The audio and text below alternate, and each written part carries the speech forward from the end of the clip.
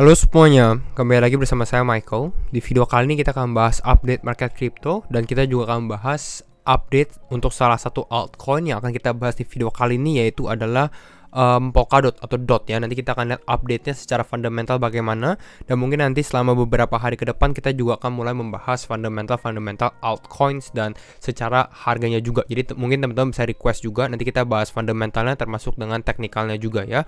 Jadi kalau misalnya teman-teman suka video ini, jangan lupa untuk share videonya, like ataupun subscribe. Kita akan langsung masuk aja ke dalam pembahasan untuk update market crypto, dimana untuk hari ini Bitcoin kembali lagi mengalami penurunan sekitar 6%. Jadi koreksinya ini cukup besar sebenarnya ya, dimana secara total market crypto mengalami penurunan sekitar 3,8%, Bitcoin turun 6%, Ethereum mengalami koreksi sekitar 5,6%, dan beberapa altcoin juga mengalami penurunan. Dan memang dalam beberapa hari terakhir mulai adanya penurunan di dalam tren Bitcoin.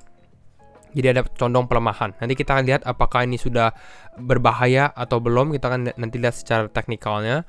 Untuk altcoin kita bisa lihat beberapa masih ada yang bisa dibilang cukup mengalami kenaikan. Ada Axie naik sekitar 7%, Phantom naik 5,3%, Ethereum Classic, Mana, Sam, EOS, Theta, dan lain-lainnya ya. Tapi tidak terlalu banyak sebenarnya. Banyak yang lebih condong mengalami penurunan. Kita bisa lihat seperti Rune, HBAR, Lido ini mengalami penurunan lebih signifikan ya, 9%, 7,7%, dan lain-lainnya. Begitu pula secara Fear and Greed. Kalau Fear and Greed ini bisa dibilang masih lebih ke arah sideways ya, di area 33, 31, di area range 30. Nah, sebelum kita masuk untuk membahas fundamental Polkadot, kita bisa lihat dulu dari tweet Plan B. Di sini Plan B membahas tentang dua investor gitu ya. Jadi ada dua tipe investor gitu ya. Bukan benar atau salah, tapi ini adalah dua investor sekarang untuk Bitcoin. Yang pertama adalah people in profit. Ini adalah orang-orang yang lagi untung, mengalami profit gitu ya. Di sini dia bahas bahwa people in profit adalah orang-orang yang membeli Bitcoin di tahun 2009 sampai 2020 ya, 2009 sampai 2020 investor di area bawah sini ya. Kita bisa lihat ini mungkin lebih fokus ke yang warna hijau. Yang warna hijau ini adalah rata-rata harga Bitcoin untuk orang-orang yang di dalam profit. Yang warna merah ini adalah rata-rata Bitcoin untuk orang-orang yang di loss, sedangkan yang warna biru ini adalah harga Bitcoin yang asli ya. Jadi intinya apa? Intinya orang-orang yang di profit ini memegang senilai sekitar 60% Bitcoin sekarang ya, 60% supply Bitcoin sekarang. Dan 40%-nya bagaimana? 40% ini juga cukup besar gitu ya. 40%-nya adalah people in loss. Ini adalah orang-orang yang membeli Bitcoin di area 2021 sampai 2022 dan mengalami penurunan ya. Dan rata-rata average cost untuk orang-orang yang beli di tahun ini itu senilai di kisaran harga 43.000. Lalu bagaimana intinya? Sebenarnya intinya kalau teman-teman lihat secara tren, walaupun misalnya sekarang lagi floating loss, bisa dibilang seperti itu. Kalau memang untuk invest jangka panjang sendiri itu untuk secara tren jangka jauhnya kemungkinan besar akan lebih tetap akan mengalami kenaikan. Intinya seperti itu. Yang penting sabar. Ini kita lihat adalah investor dari tahun 2009.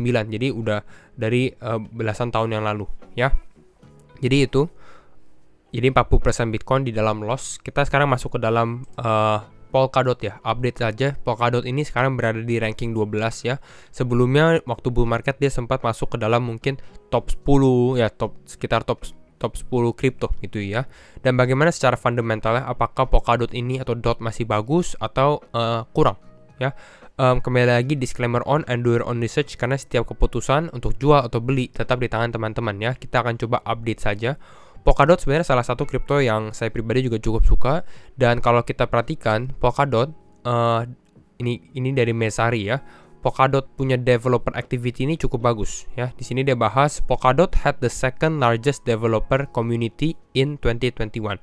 Jadi secara jumlah developernya dia kedua paling besar ya. Yang pertama kurang tahu, tapi Polkadot ini nomor 2. Jadi sebenarnya cukup besar. Jadi ini cukup bagus, artinya aktif networknya. Banyak yang membuat developer yang membuat gitu ya di dalam jaringan Polkadot sendiri. Lalu yang kita perhatikan adalah bukan hanya di tahun 2021, karena 2021 ini bull market ya.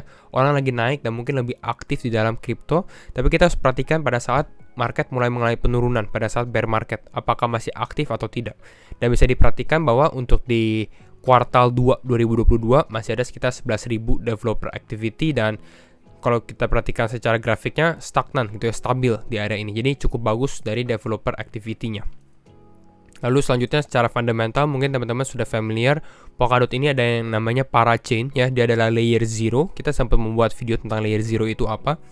Jadi Polkadot ini membuat parachain secara fundamentalnya, dan parachain ini masih terus berlangsung gitu ya, lelang parachainnya. Dan saya rasa mungkin untuk di bull market berikutnya, kalau mungkin market mulai mengalami kenaikan, ekosistem Polkadot ini mungkin bisa mulai menanjak juga, karena walaupun market mengalami penurunan, mereka ini tetap membangun lah bisa dibilang gitu ya. Di sini kita lihat secara parachainnya DeFi udah ada cukup banyak gitu ya. Dulu kita sempat bahas Akala, Parallel, dan ini sudah banyak yang baru-baru juga yang saya sendiri belum familiar gitu ya. Ada smart contract platform seperti Moonbeam, A-Star, Clover, lalu ada Web3-nya seperti Affinity, Litten Tree, dan lain-lainnya. Jadi ini adalah Polkadot punya ekosistem layer 0-nya dia. Selanjutnya kita lihat dari sini. Nah, ini kita juga perhatikan jumlah account-nya bagaimana gitu ya, jumlah account di dalam networknya Polkadot. Kalau untuk saat ini kita bisa lihat memang dia mengalami penurunan. Ya memang mengalami penurunan, tapi ini cukup masuk akal karena di November 21 ini adalah awal mulanya parachain. Parachain mulai lelang parachain ya. Ini membuat developer activity-nya account-nya cukup menanjak, lalu mengalami penurunan drastis gitu ya, karena mungkin hype-nya sudah hilang. Ini sempat cukup ada hype dan hype-nya hilang dan mengalami penurunan. Secara harga Polkadot juga mengalami penurunan gitu ya. Tapi kalau kita lihat dari sini secara jumlah active account dalam di tahun 2022 ini bisa dibilang nggak terlalu drastis gitu ya penurunannya. Justru penurunan drastisnya ini dari November ke Desember. Kalau Polkadot bisa mulai mengalami kenaikan secara active account-nya, ini akan menjadi lebih bagus lagi. Jadi intinya itu adalah update sedikit tentang fundamental Polkadot dan progresnya Polkadot juga, ekosistemnya. Dan kita akan langsung masuk juga untuk update bagaimana keadaan market crypto sekarang, khususnya untuk Bitcoin ya. Nanti kita mungkin bahas juga untuk analisa teknikal Polkadot ya. Kita lihat dulu di time frame daily-nya ya. Kalau kita di time frame daily, sebenarnya kita bisa lihat Bitcoin ini sudah mengalami penurunan berapa hari nih? 4 hari gitu ya. 4 red candle, dan sebenarnya awalnya di sini target kita adalah untuk Bitcoin mengalami retest. Ya, retest di area 22.490-an lah, bisa dibilang seperti itu.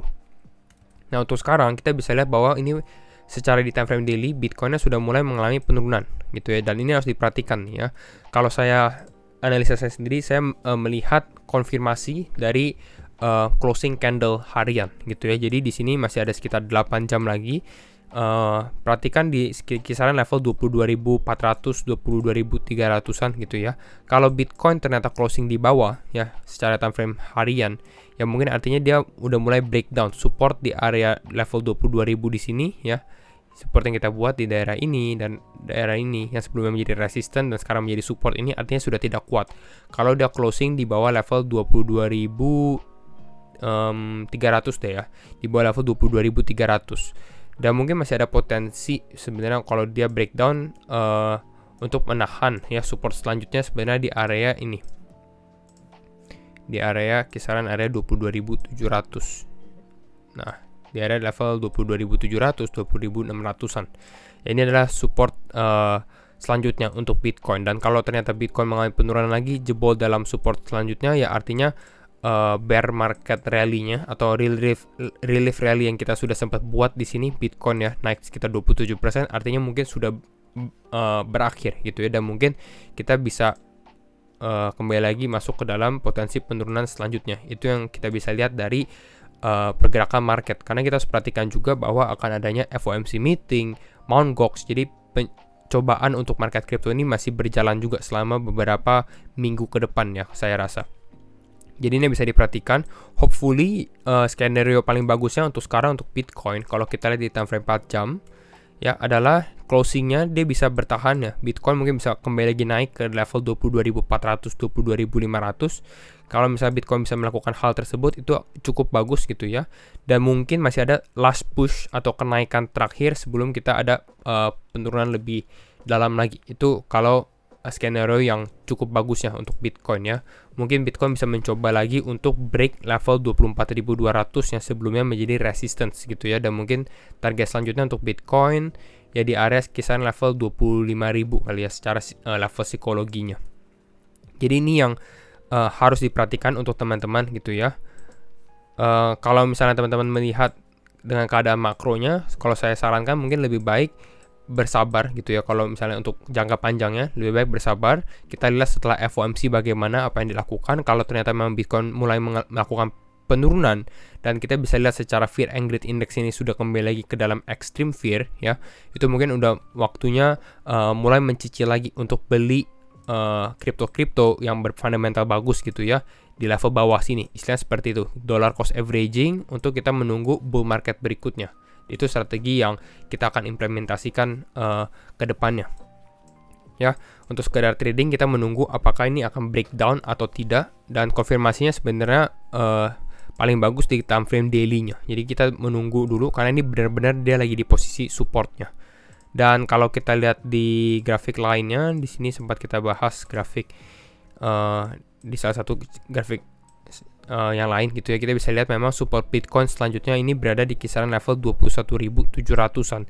Jadi kalau memang Bitcoin mulai breakdown di sini, karena kita lihat dari sini kalau di time frame 4 jam ya, ini Bitcoin sudah ada condong pelemahan gitu ya.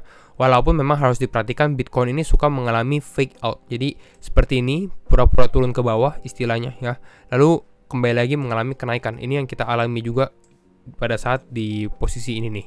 Pada saat dia breakdown di area ini gitu ya. Pura-pura breakdown ya.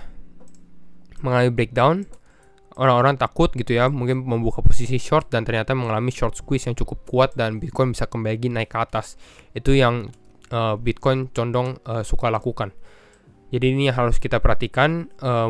Kembali lagi konfirmasi di time frame daily ya. Selanjutnya kita bahas untuk Polkadot ya. Secara sekilas Polkadot untuk sekarang di posisi support sebenarnya ya. Kita bisa lihat dari sini, ini adalah posisi resisten dan supportnya Polkadot. Mana ya? Kita dari sini, ini di posisi kita 7,27 dolar. Jadi ini cukup bagus kalau misalnya teman-teman lebih ke arah untuk time frame panjang. Tapi kalau ternyata support ini nggak kuat, mungkin ada potensi Polkadot bisa turun ke area 6,9 dolar. Atau kalau Bitcoin kembali lagi turun ke area mungkin 16.000 atau 17.000, artinya membuat low baru yang mungkin Polkadot bisa kembali ke area bawah sini gitu ya. Jadi kalau untuk sekarang beli atau tidak, saya sarankan jangan terlalu agresif kalau mau beli gitu ya, tergantung time frame masing-masing. Tapi kalau untuk dollar cost averaging masih oke gitu ya.